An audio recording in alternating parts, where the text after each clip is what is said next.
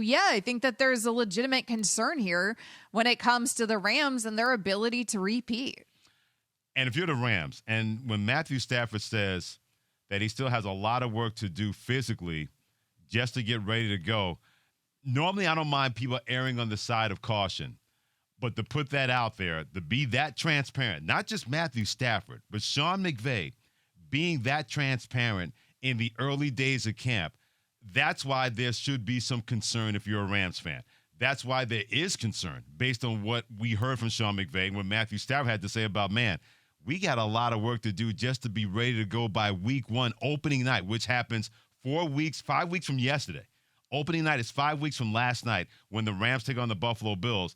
And there was that being put out there by this organization about the potential lack of availability for week 1 when it comes to Matthew Stafford. And it shows, Amber, how much pain he played through last year just to get to the end of the regular season, to the end of the playoffs, and win that Super Bowl with that team, that there's still that residual that's going on right now that has plenty of concern that all of a sudden John Wolford could be the opening day starter for the Rams. You don't know how that's going to work when Matthew Stafford is supposed to be a guy, but the injury may keep him from doing that at least for week 1.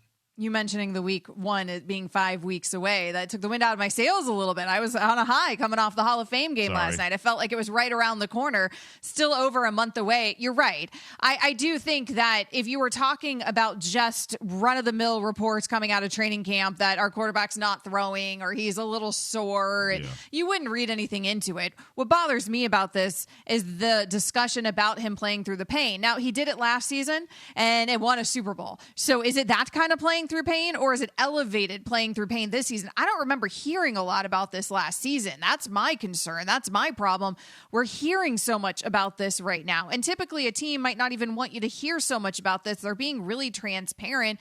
McVay has said you want him to operate in as little pain as possible. Of course you do. But what level of pain are we talking about, and what level of discomfort? Is this going to actually cost him games? That's a good question. In a 17-game season now? Is he going to be able to get through the grind of the entire season?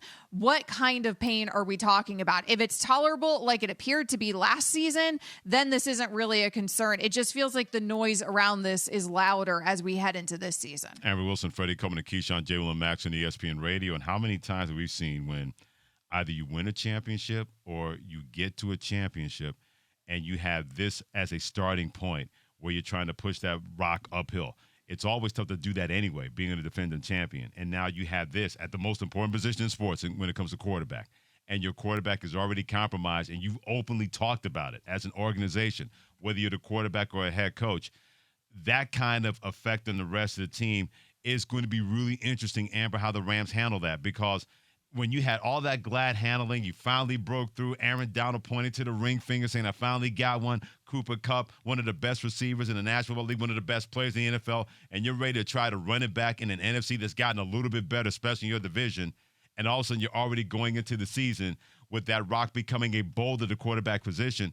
I can't wait to see how they handle this in training camp, because at the beginning of the regular season, they're not going to be the Rams team we thought we were going to see, based on how they are really concerned about Matthew Stafford, that John Wolford may want him not just playing opening day, but maybe a couple of games after that until Matthew Stafford's elbow is going to be right. And then you got to get used to everything and get back up to speed as quick as you possibly can with the regular season. You're not there at the beginning of the regular season. You're talking about a Rams team that is going to look a little bit different than the Rams team that won the Super Bowl, right? I mean, you're talking about a Rams team, presumably maybe OBJ won't be there. We know what they did this offseason with Von Miller. So there's some pieces here that have changed for this Rams team already.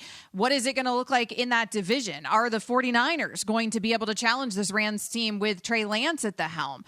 Are the Arizona Cardinals, coming off of that Kyler Murray contract, going to be a threat to this Rams team and actually be able to get something done towards the end of the regular season and in the postseason, unlike the last couple years? And so there are questions here if Matthew Stafford isn't fully healthy. Again, a guy in his mid-30s, and we know, you and I talked about earlier in the show when we were talking about LeBron. I mean, age does matter when it comes to recovering from these injuries. This is obviously an injury that has been lingering for some time. There's no reason to believe this is just going to go away overnight.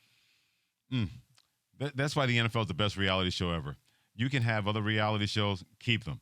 Give me this. You got this with the Rams. You got other quarterback issues out there. Miami, Tua Tagovailoa. Is he going to be the guy? Zach Wilson with the New York Jets. What can he do in year 2? anytime you always think about, and especially we got this, Amber, on a week in which a major baseball series is going on between the Braves and the Mets in the NL East.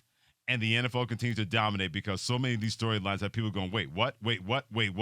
And it doesn't seem to stop. We're nowhere near the regular season. We just got preseason action that started last night with the Rays and the Jaguars, and all these storylines out there keeping the NFL right where they are at the top of the food chain when it comes to sports.